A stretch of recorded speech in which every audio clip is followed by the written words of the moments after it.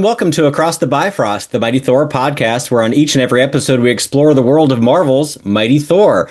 I am your host today. I'm Eric Teskey, and I am joined by my brother from another pantheon, the Fazguardian. The shockingly mortal Faz is here. I am shockingly mortal, and that's right, bitches. We're here for the Deific duo's journey into Mystery: Road to 800. We are back. Eric is hosting this one today. I am his esteemed colleague, and we even might have a third person for approximately 26 minutes. It's hard to say. It's hard to say. We are at part 6, legacy number 6, and we have kind of abandoned the idea of doing these in 100-issue chunks. This chunk that we're talking about today really is going to be Thor Volume 3 and the Mighty Thor from 2011. So what's often referred to as the Straczynski run and the Fraction run. But we're going to get into some of the details about why maybe that's a bit of a misnomer because of all the other authors that are involved with this as well. We do have, as Faz alluded to, another guest, and I forget where we left him. So we'll say that friend of the show, Ulick is here, and he's been enchanted to appear as Ryan Doze.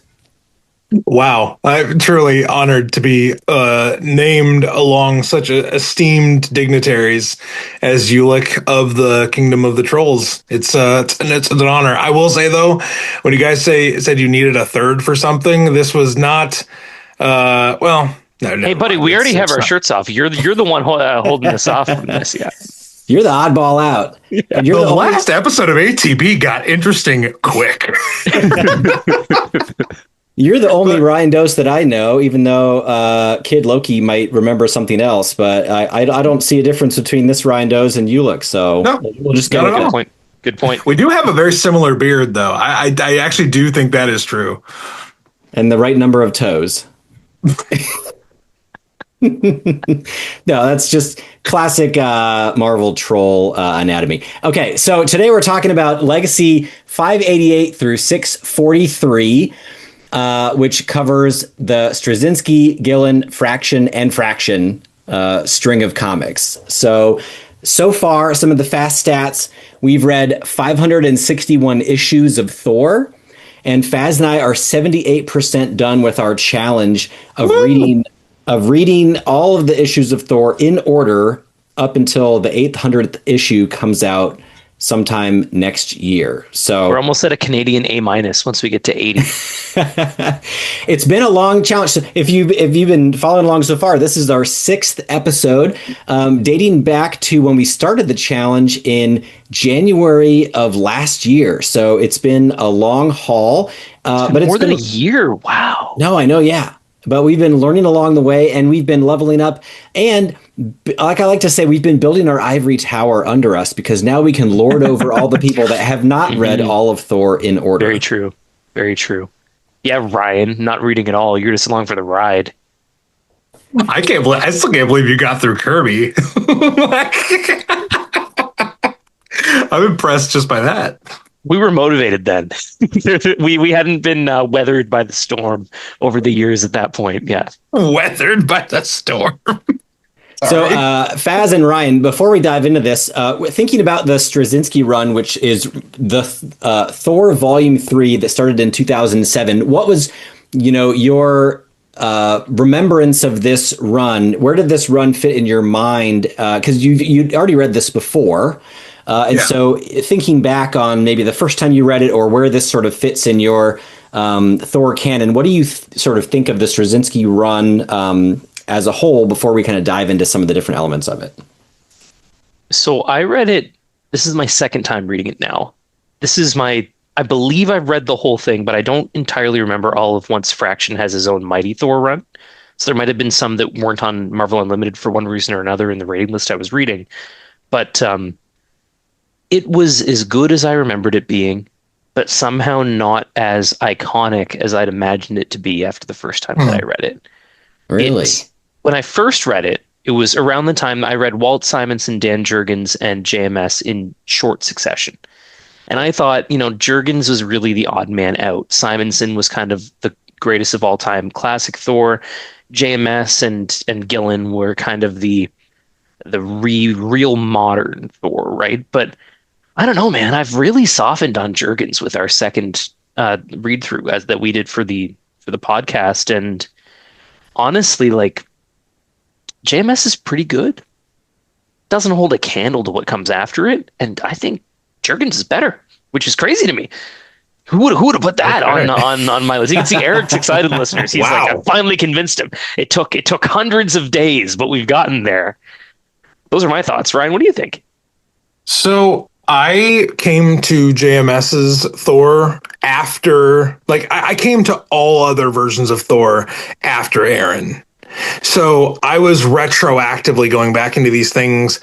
And I think my first impression was knowing Olivier Coipel's artwork and knowing that was kind of that was the version of Thor we were getting in movies. And I know we've talked about that before on other episodes. And I guess Straczynski was not the reason I came to this run the first time I read it. It was more because I knew this was Thor returning to life. He was coming back to our plane of existence. And this run deals with the aftermath of why Thor is not in the Civil War event and why he plays such a minor role in the overall Marvel universe at the time. Personally, my favorite issue of JMS is the issue where Thor beats the shit out of Tony. Oh, best issue of his run by far. I agree, especially because he leaves before it gets good. But like, I love that because here's the thing. Like, I know the joke on this show is that I hate Iron Man. This is why, though. That, like, this issue is actually why, like, Civil War is why. Like, when Ragnarok the clone shows up, that is an incredibly low thing for Tony to do. Mm-hmm. And it's like Thor was off the board at this point. So Tony had the micro balls to pull this off at the time he did, assuming he would never have to answer for it.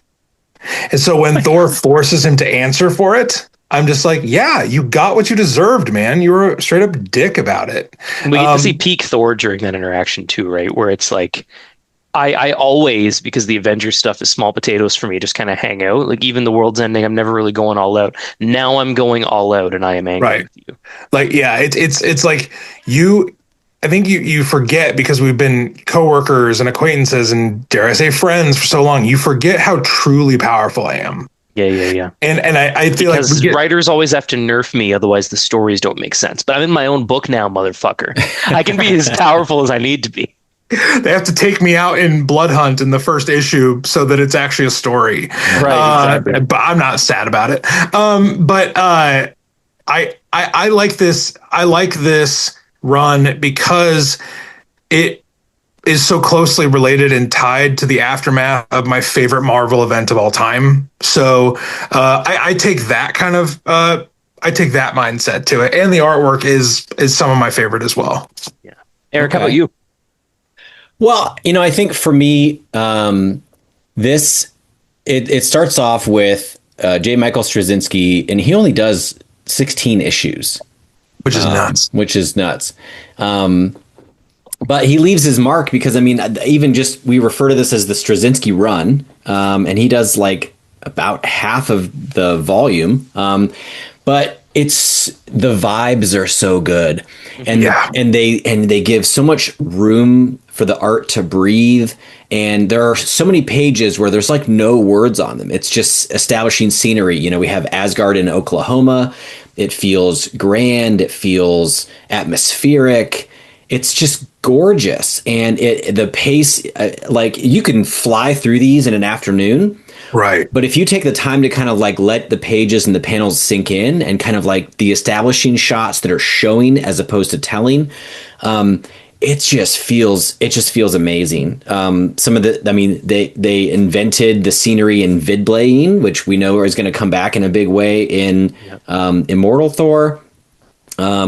This is, the second time now we've had Asgard on Earth. This is the sort of the successor from Jurgens, because a lot of things actually are kind of similar to Jurgens. We have this theme of gods among us, where it's not just superhero smash 'em up, but a lot of the best parts are the gods interacting with everyday people. and misunderstandings and just the different in perspective of someone who works at a diner versus somebody who is like a god. What are they going to talk about or have in common? And it's just some of the most fascinating kind of ways to play off of that. I can't believe it's making me shill for Jurgens more, but like that's the thing that made me really appreciate Jurgens and not like JMS quite as much as to be like, time. Oh, he did it first. Not even just did it first, immediately preceding, because I didn't read them that way the first time, right? But like I've now, like at the timing of when it all happens, like we've watched Thor die like 4 stupid times in volume 1, and then this, like the way it happens in Jurgens, they reset the stuff, and then they immediately bring Asgard back to Earth, and it's like that was mind blowing the first time that I read it. But after reading Jurgens, it's like, oh, we're doing this again, but not evil. That's the twist. That's all, and like. And Thor's finally Allfather. It's gonna be so cool to see what he does with it. We're not doing that anymore. Okay, all right, we're putting him back to the status. Cool. It's still really good. You're right that like the individual, like it's written almost and it's shown like a TV show or a movie where you get the establishing and you get the action. Yeah. It's stunning.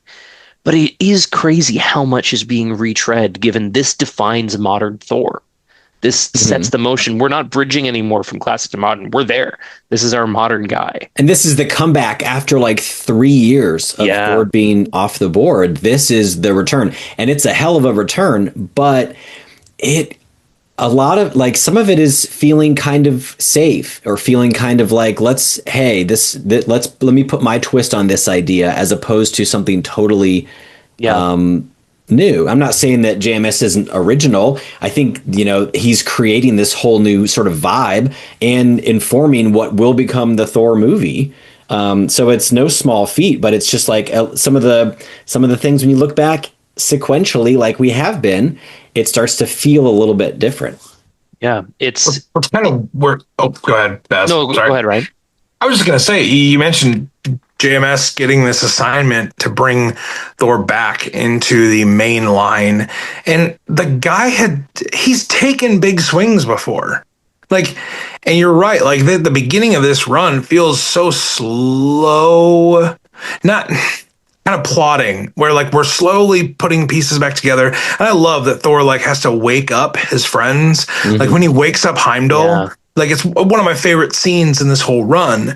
But he kind of just, I agree with that, like playing it kind of safe in bringing Asgard back to Earth. And the context makes sense, right? Because they're still reeling from kind of like the heroes reborn, heroes return stuff, and they want like, okay, we've got all the pieces together, we just experimented again. Let's do the classics in a modern setting and let's do it really well. And then he takes time, like the Hurricane Katrina stuff is beautiful. Yeah. It's the same issue as the Iron Man stuff. I think that's the best issue of his run. It's only 16 issues, but like it's just like everything about that is incredible. He really gets at some really cool ideas. And then just there's some other things where it's like the big plot points are things that we've seen before. And that's just really surprising and the kind of thing that you only pick up by reading hundreds and hundreds of Thor issues directly in a row in sequential order. Like Ryan didn't pick this up, listeners.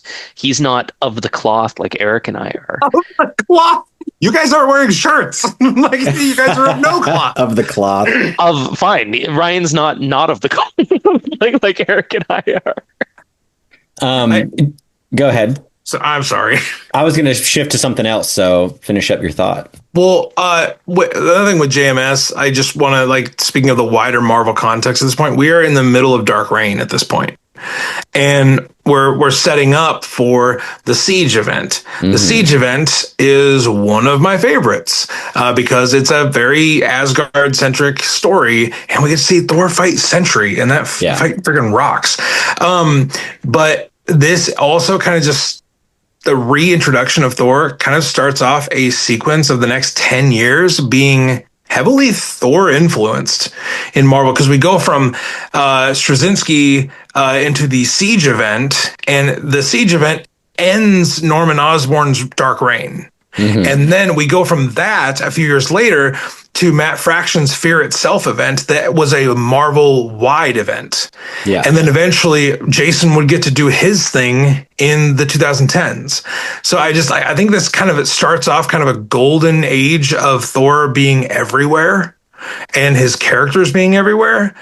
And while JMS did what he did, 16 issues, this is kind of the start of that stint. And whether it was understated or not, I think the influence of it was long reaching past his run being done. And I feel like I'm hating, but I do need to say, it's really good. It's just in the 800 issues that I've now read all of Thor, it doesn't quite slot at the top, but it's really fucking good. It's objectively great comics. Yeah. Yeah. I'm nitpicking. I need to be clear. Oh no, we're doing a thing that we did before. Yeah, we're 600 issues in. Of course, we're doing things again. Well, and speaking of doing things we've done before, we bring back Donald Blake that we had not seen since 1996. So he had been gone for more than 10 years. So talk about a return to the classics. This was not just Jurgens bringing back Thor with a dual identity. This was bringing back the Donald Blake. And setting up stuff that is going to change the course of Thor's and Blake's relationship and lore for years and years to come.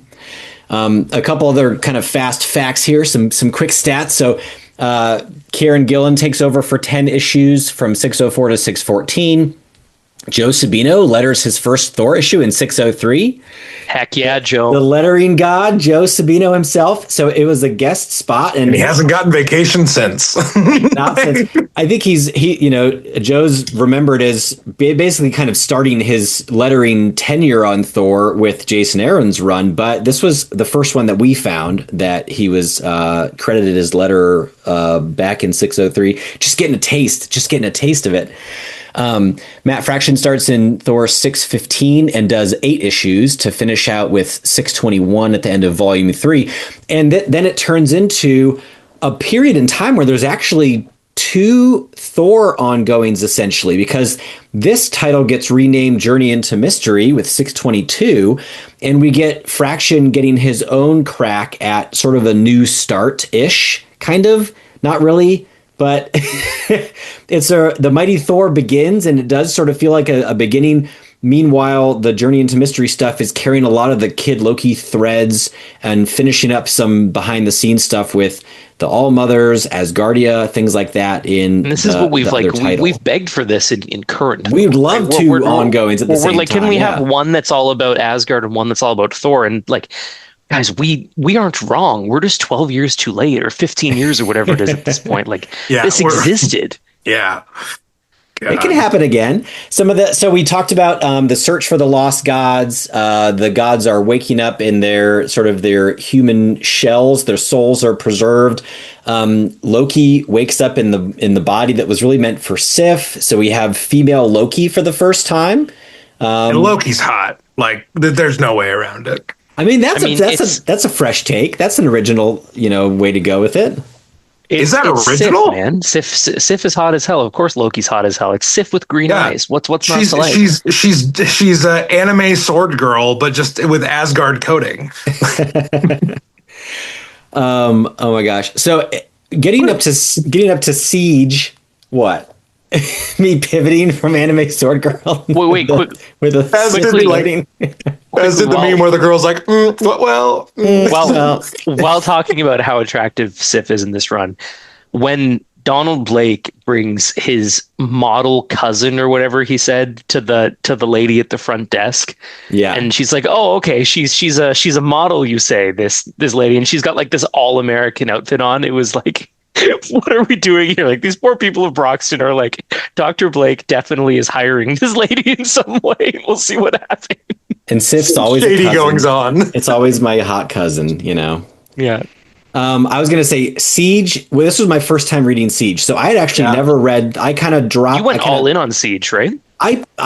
Before the first time I read this run, I kind of lost steam around Latveria. And so this was my first time reading Siege. So I decided to read basically all of Siege, including most of the tie-ins. I skimmed some of the tie-ins, but I read most of the entire Siege event.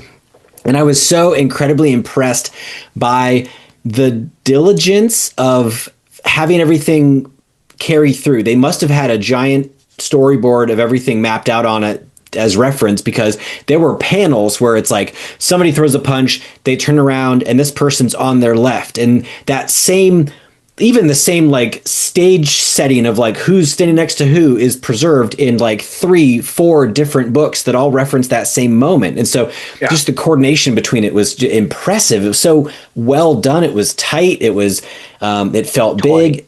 You know, Sentry versus Thor was cool. Loki sort of gets to redeem himself and goes out with a bang. And that's the reason that we get then Kid Loki coming back. Yeah. And so that was the first appearance of Kid Loki in 617. So a lot of really big stuff that feels sort of very of the time. I mean, this era really gets remembered for some of these, you know, Asgard and Oklahoma, female Loki, Kid Loki, these kind of Thor beating up Iron Man, like so many iconic pieces. Yeah.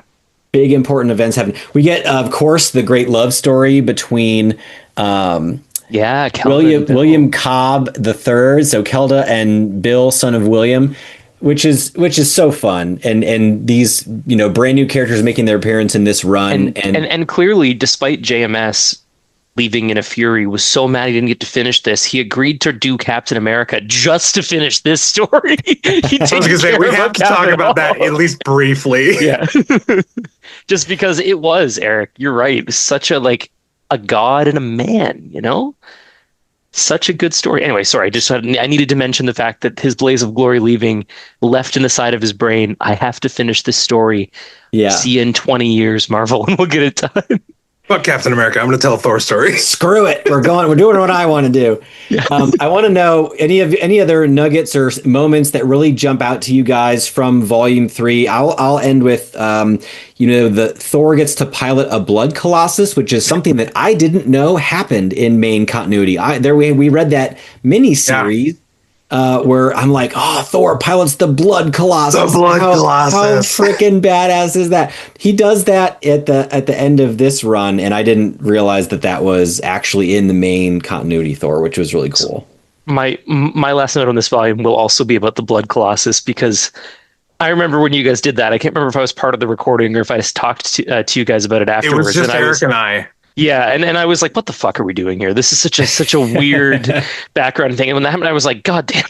Now it's canon. Now Asgardians do blood colossuses because they let Matt Fraction do whatever he wants. And this is what should bring it back. I want to see that blood colossus. Maybe that's do not need to see it ever again. But seeing it did make me laugh. It's metal as hell. It is metal as hell. It works on some weird Blood and Thunder 5-issue miniseries. It doesn't, it's such a weird way to end the JMS run. Yeah. The most, what people talk about it like it's the greatest Thor run of all time, and it ends with Thor piloting a blood colossus. This run, it's so grounded. It's so Midgard level Thor, except it takes this really cosmic, bizarro twist at the end. So what if he's piloting a Gundam, but it's made of all the blood and bodies of every Asgardian citizen? Yeah. Grounded Thor. Yeah, just down to earth stuff. Yeah, that's where you can really separate the internet clickety clacks to the actual readers, where it's I don't think you know how this ends, do you? Yeah. You definitely just read the 16 of JMS and then watched Thor 1 and never looked at it again. It ends in Blood Colossus. You don't even know. we were forged in Blood Colossuses. You only came to it when you were a man. Yeah. Another Batman reference, I guess. I've been you were merely molded by the blood colossus. I was born in it, raised by it. I was born in it. That sounds really gross. You should get tested. I hadn't gotten rid of bloodborne illness until I was only a man. Anyway, great run. Gillen does a great job keeping the tone and the feel, and the art, even though Coipel leaves, also still continues to feel the same, which is very good. To me, I'm very impressed by the fact that this was 30-something issues, 34, with 3 different writers and 50 different artists, and it still feels internally consistent mostly. Yeah. And that, I think, is really cool and very impressive that they were able to do that. It feels very definitive, but looking back, it's about as long as Donny Cates' run. I mean, It's This And it's feels actually like a even whole more. era. It's even more like Donnie is only the very end. Kind of the wheels fell off a bit. This is even more behind the scenes drama because frickin' JMS left a year and a half in, right? So it's the equivalent of like if Donnie right after they did like Prey had to leave and then they had to figure out what to do for the next 23 issues. Like, what are you going to do at that point? Yeah. And so then Matt Fraction gets to prove himself with wrapping up the end of Thor Volume 3, and he is given his own Mighty Thor volume, which I couldn't tell if this was, I think it's listed sometimes as Volume 2 of Mighty Thor, but sometimes as Volume 1. But anyway, the title is renamed The Mighty Thor from 2011 to 2012, and he gets a neat little 22 issue, same writer the whole time. Great artist too. Yeah, fantastic art. We go from let's see, Coipel to Ferry, Larraz, and Alan Davis, and a couple of other like guests in there. And this run for me, I had never read until now, and so this was my first time reading the Fraction run, and the only thing I knew about it was what's been referenced so far in Al Ewing's run, because I guess Al Ewing has a soft spot in his heart for like this kind of wacky 2011 era of Thor. And anytime it gets weird, Al's there. That's how it gets works. wacky. I mean, my goodness, if I hadn't started reading this stuff in Al Ewing, I would have been like, what the hell is the Keep and Tanaris and metal gothic satanic Thor and hey, call him by his name, the Deconsecrator. Let's go. The Deconsecrator. Some weird stuff. Love the innovation. Love the ideas. I love how comics it can be, because you can do some weird stuff and get away with it. Before we did this run, would have fucking hated this run. That's how much your brain chemistry has been altered by us going through 600 issues of Thor. Because you would have been like, these are ridiculous things that are happening. Yeah. This, I cannot suspend my disbelief. But now after reading Kirby and stuff, you're like, yeah, man. Yeah. Of course the Keep exists. To consecrate, sure. I mean, it's no blood colossus. It does feel like classic Kirby Cosmic Thor in a way. This is not, if you cut your teeth on Jason Aaron's Thor and that's your definition of Thor, this is gonna feel like some trippy, weird nonsense. Like so to really appreciate it, I think with the context, it pretty much, but I think this was, for me, an era that it's not like skippable Thor, but for me, my recollection of this era was like, oh, it's not really required reading going into modern Thor. It's like, it's sort of self-contained because it is sort of just like one author the whole time. And, some interesting stuff happens, but nothing that sort of changes the direction of all of Thor. Yeah. And so I don't want to say it was, my opinion before was that it was forgettable or skippable because I hadn't read it. And so, but I just didn't have it didn't seem like, oh, that's must read content. I listened to a podcast recently talking about filler arcs and saying that good filler arcs are really important, but the definition they used was, if you look at the hero at the beginning and the end, you don't really need, like, nothing changes to the point that it critically affects the story. And that's kind of what this felt like. Like, we're not going to critically change anything, but you can do whatever the fuck you want during it. You're just going to end at point A and point B in the same spot. And it's going to be okay as long as you do that, because we've got this radical relaunch coming. And we just have to, you got a year and a half until we do that. Yeah. So whatever you want, Matt, you did a great job. You did a great job landing the plane on the other one. So do your thing, mix it up with the other book that you're running. And then, we're going to really make the continuity soft on Thor starting in 30 seconds, which is going to be weird for us, Eric, because everything has been more or less connected with a straight line. And then we're going to hit Jason Aaron and it's not like that anymore. So it'll be really interesting to see how we react to continuity that is wibbly wobbly, timey wimey coming up. Yeah. But this run is going to be very helpful if you're reading Immortal Thor and the Mortal Thor, because you would have known who the Keep was. That would be old news to you, because I was like, what is that? So I'm Googling, I'm going back. I'm like, what is the Keep? And it's bizarre and it's kind of creepy, but in like a really original kind of fun way. So any other notes? Is so good. I was going to say, any other notes or nuggets from what we consider the Fraction run, this 22 issue run from 2011? I didn't like Cull as much as I liked Boar, but I did enjoy Cull, and I loved the Galactus Seed stuff. Like all that was really fun. There's just so many cool things. Everything Burns was fun. Like I'm just looking at the list. The little animal thingies, the mares, that was like so weird and so Kirby that it was very fun. Like let Matt Fraction run your favorite character for a little bit. He did a great job for Hawkeye. He did a great job on Thor. He's currently killing it with Batman. Like, just even his Iron Man stuff is good. Like he did. Wow, Extremis. Coming from you, he did Extremis. No, I'm just saying. I think that's him. I think it's him and Sal LaRocca. Man, Extremis. Matt Fraction's a fucking guy. That's awesome. And he's married to Kelly Sue DeConnick. Like clearly he makes great decisions. I'm just saying, or Kelly makes great decisions.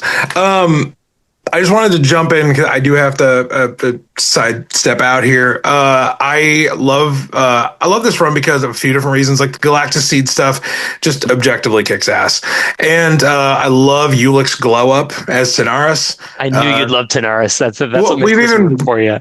And the fact that like we brought it back for a few pages in the fourth issue of Mortal Thor, that was fun. Like it's fun. Like comics don't always have to like be this I don't know, this like uber serious and we take the art of storytelling so serious. Sometimes it's just cool to make a reference and be like, aha, I remember that thing from that thing we did. Mark Waid reference thing, right? Comics are fun. Sometimes comics are just fun. Again, like Mark Waid is another one, like Matt Fraction. Like if you want to have a good time reading your favorite hero, have Mark Waid write them for a little bit. And like you're going to at least have fun. It maybe won't like shatter your concept of the hero to its core. It won't redefine what it means to be Thor, but just good Thor comics, man. It's just good Thor comics. Especially with those artists. Happy to say that I own the first issue of this as an original, like first printing, which is kind of crazy. I don't remember how I got it, but it is one of the few comics that hangs up on my wall. I love that. I did not know this, but I love that at one point Thor was drawn by Pepe Larraz. Mm-hmm. Like, if we could get Pepe Larraz on a modern Thor book, I don't think that'll happen. But like, seeing that made me laugh, Ryan, because you've said lots of times, like, what I really need to see is Pepe Larraz doing like a good couple issues of Thor. And it's like, I mean, it actually exists. Well, but here's the thing: his current style is different, though. Yeah, he grew, but like. Fairy doing Thor was also weird because we're getting a steady diet of it now, and I don't think. Well, this is why Fairy's doing Thor now. Right. I just don't think Fairy's style has changed as drastically as Larraz's did. But I love little like nuggets of that. It's like, aha, you're actually wrong because he did do it. And like back when I read this the first time, way back when, post Aaron, I didn't really like pay attention to artists as much as I do now. I wasn't able to like differentiate style as much. Obviously, I knew that the artwork was different, but I wasn't smart enough to know differences. Sorry, so you couldn't tell the difference between Esad Ribic and Russell Donnerman is what you're telling the class right now? And you couldn't tell the difference between Russell Donnerman and Mike Del Mundo? Interesting. No comment, just interesting. I wasn't as intrigued by artists as I am now. Now I'm probably more intrigued by artists than I was way back when. I'm a snobby comics douche now. So but you haven't even read every issue of Thor, so you don't get to lord it over people like we do. Yeah, I learned it pretty well from people who will be damn it, I tripped over my own ass on that. All right, Eric, let's keep things rolling. What else do you want to talk about on the Fraction Mighty Thor run? I was just going to say, let's take a look back at some of the larger context here. Since Ryan had to hop off, we can talk shop a little bit about our road to 800, our journey into mystery together, and let me know what you think about this. I think that this Fraction run and how kind of weird it gets reminds me the most of Len Wein. Yeah. Way back with like the Spore issues and some of the space stuff. I don't think that Thor is like literally in outer space in any of this Fraction run that I can remember, but I think Space comes to him a lot, though. Like, so Space many comes to refugees him. and stuff always there. And Yeah. across different dimensions and things like that. It's definitely Ween, or like Conway, I think, was like that too, right? One of them did space, and then Thomas did myth, right? The two of them built up the space stuff, and then Thomas was like, what if he's actually Norse? Yeah. This really felt like Asgard's supposed to protect us. We're all refugees in the Nine Realms. What do you mean that you can't protect us anymore because Asgard crashed or whatever, right? Like, Yeah. we actually don't care. Like, I guess we're living in the rubble with you because it's your job to protect us. It was really cool to kind of, again, I think we got so much out of this by having read the 550 issues that preceded it.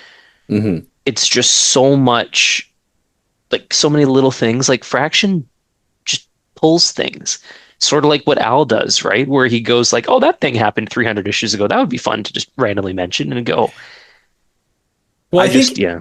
you got to have a combination of. I've been thinking a lot about this ever since the Al Ewing interview, and you've got to have a combination of playing the hits of something that still feels classic, something that feels nostalgic, something that feels like another classic Thor adventure, right? Where it's like, it feels like it's all part of the same thing that's been happening for decades and decades. But you also have to have new ideas and new concepts that aren't so big and new that it kind of like breaks the model, but still feels like we're not just recycling things and playing things over and over again.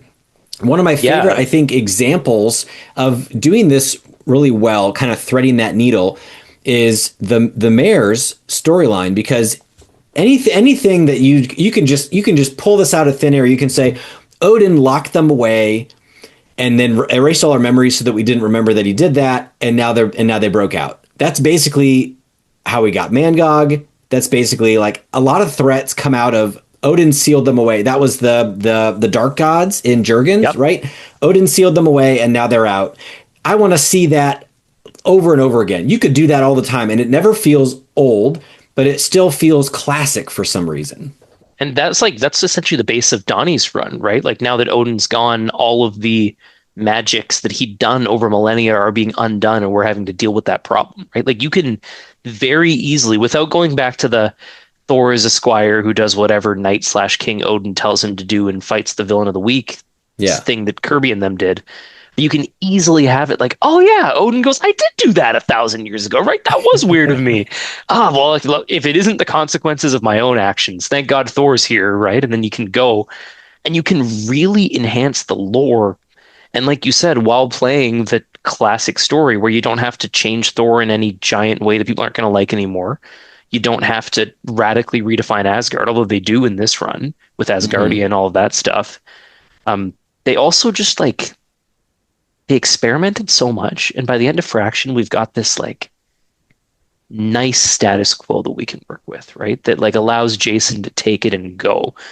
So thinking about kind of the story of Thor and these people as shepherds of this long story, you can really see kind of how they're all taking the baton and doing their best to do what they can with it without breaking it.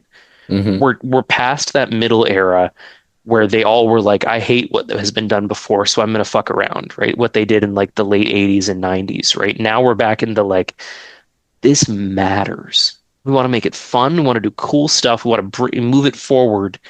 We don't want to break it for the next guy. We want to make sure that it can continue and keep telling the greatest story ever told, right? And that's just, it's really cool to see how fortunate we've been that there hasn't been a run where we're like, this was horrible and it ruined everything and there was no way to fix it, right? Like, well, that's even more difficult to do because it would be easier to just say, I'm going to put my blinders on and I don't have to pay attention to what came before.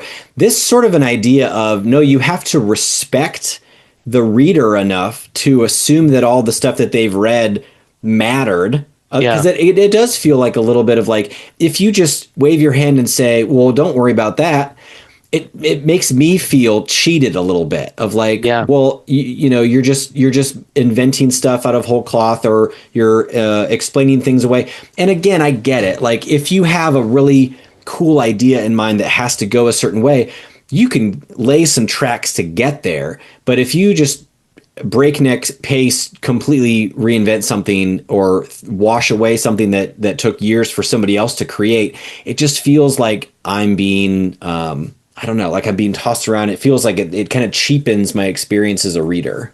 Well, and compare it to like what DC does, right? Where every 10 years, they're like, it's not really working like it used to. Let's reboot the whole thing and start again. And you've got like this weird mess of continuity where there's 5 different directions that it's gone, and you have to go with this everything is canon because nothing is canon approach. Yeah. I've heard that here where like Al Ewing can reference any issue of Thor of the last 800 issues, and it's not anything that's like, oh, that doesn't count anymore. It all counts, and sometimes they do move the continuity, but usually when they do it, they say, look, guys, you're going to want me to, though, because it's a really cool thing that I'm doing. And then you actually see it move, right? And it's internally consistent in a way. Jason does that a lot, where he's like, look, like this thing that we've been doing for a while, I'm changing it, but don't worry, like stick with me and it's going to be worth it when we get there. And it usually is, right? But the fact that they've committed to, we're doing 800 issues of this, and you can read it from start to finish, and it is one story, not 8 stories that just have legacy numbers. Yeah. That's very, very cool. And the later it gets, the more impressive it is that they're still doing that. Well, and I think that the writers are getting a little bit more sophisticated too, because there is a lot of nuance. There's a difference between swooping in here like a Roy Thomas and saying, because when he changes stuff, he triples down on it. And he's like, Yeah. no. Actually, that thing was this. And let me explain it to you in great detail about how it's like that. Whereas I think the modern writers are giving themselves just a little bit of wiggle room and saying, you know, like, oh, but who can really say? I mean, Walt Simonson would do that. And he's like, oh, well, but who can say? Are you going to believe a floating eye, or are you going to believe me? So he's not. And then he leaves, and the next guy goes, no, you have to believe the eye because that was canon. No. Yeah. So there's just a tone with like how definitive you want to be about it. And I think the new writers are getting that, like, yes, there is plenty of room to play as long as you don't like paint yourself into the corner with like, let me go over this in great detail so that it's impossible to wiggle out of in the future. Well, and we used to talk about the earlier runs. They were clearly runs by editors, people that were concerned about how can we define things perfectly, pin it to the wall, and for all time, this is how things will be. Now we've got people that are writing that are storytellers. Their goal, just like the Walt Simonson run, right, is how can I tell the best story? If the continuity gets in the way of a good story, then sorry, we're going to have to change the continuity a little bit, because the story is first. The point is that we're telling this tale featuring this character, and he isn't held to this standard that he has to be a certain way. He can grow and he can change in a way the story needs. Sometimes that makes him an evil dictator. Sometimes that makes him a god trying to bring his family back. Sometimes he's just an adventurer going through adventures like he is in Fraction, right? And it's just it doesn't matter as long as you pay respect to what came before and don't shit all over it, but don't feel like a slave to it where you can't do anything because you're worried about messing with what came before. It's some good comics, man. We're in the golden age now. When I think what I was saying a little bit before with the Straczynski run, when I was saying that there's a lot of vibes, you know, I think that what you just said about like it's good storytelling, we can slow down, we can take a breath, and we can give like 3 pages to Volstagg walking down the road, and we're just setting that scene. It's very cinematic, and it's not, the comic's goal is not to just tell you all the things that happened as quickly as possible. We can create moments and visuals and scenes, and it does feel like more like a movie than like a newspaper, right? Because some of the older comics, it's like this happened, then this happened, then this happened, and they narrate every single thing that they do, and those days are past. Now it's, you know, it's a little bit more of showing, it's a little bit more of feeling the moment, and it does feel like more of a movie director's sort of approach as opposed to like a newspaper. It's honestly probably a sign about how good the artists have gotten too, right? Like a lot of the earlier you can stuff, even do that, yeah. Right, like you used to have big speech bubbles to explain what was going on because you've got smaller panels and you've got less sophisticated machines and artists that just can't do the things you need. It's like you can't do a giant splash page explaining what Thor is up to. You have to kind of have him say, and now I do XYZ and it's going to win this day for us. Whereas now you can just show him doing that thing. And the trust in the reader and the trust in the artist, like for these writers, if you think about what they're doing, they're writing a script that instead of writing on it, and now I do XYZ, they write, okay, writer, I want Thor to do this. And then they have to trust that it's going to turn out when they get it back. Yeah. So it's a much more collaborative than it probably was back then, where it was like, nope, this is what he's saying and we're making it work. Or all the way back in Kirby, Kirby was drawing stuff and then Stan was writing things in that would make it make sense, right? Like they've really got this comic thing down. 60 years in, it's like, damn, we know exactly what we're doing at this They're point. doing it. Yeah. They're really doing it. Any other final thoughts on this sixth installment of our Deific Duos Journey into Mystery Road to 800 with this Straczynski, Gillen, fraction era that we've been in? I think that I'm good for this. I had a lot of fun with it. I think what I want you to do, though, Eric, after you give your final thoughts, is that listener out there that's keeping up with us and is reading everything that we're reading, let them know what we're going to read next so that when we talk about it next, they'll be caught up too. Yeah, so correct me if I'm wrong. We're no longer doing this by blocks of 100 issues. We are really kind of looking at, the closest we can get to about 100 issues with creators, with volumes. And so this next iteration, legacy number 7 of our Road to 800, is going to be all of Jason Aaron's Thor, with including the Who is Thor, including the all the Gore the God Butcher stuff, all the Esad Rivik stuff. So a lot of really cool things all the way through after end of War of the Worlds and then into King Thor. Am I right? We're going to stop right before Donny Cates' run. Yeah, right. Yeah, we're going to stop at Cates. We're going to all adjacent. I've got both omnibuses or omnibi, whatever you'd call them. So I'm going to read literally every issue, like all 100 of them. Nice. That, like, in physical pages. In physical pages that is going to feel good, but those books are so, like, they're tomes, right? So I'm going to need to, like, work out to be able to hold them to read for as long as I'm going to need to do. But I've never read all of Jason physically. I've always read it on Marvel Unlimited. I've read... I've just read the first 25 via paper, so I'm very, very excited to feel the real ones, which I'm sure as you own almost every issue of Thor, you get to do this every time. But for me, this is very, very exciting.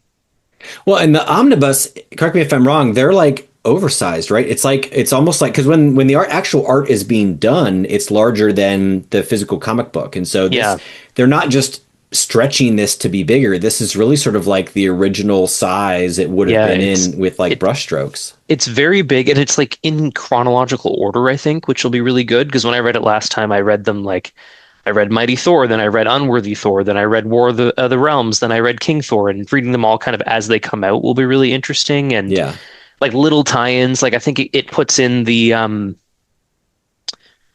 what's it called when Nick Fury tells Thor the thing that causes him to become unworthy.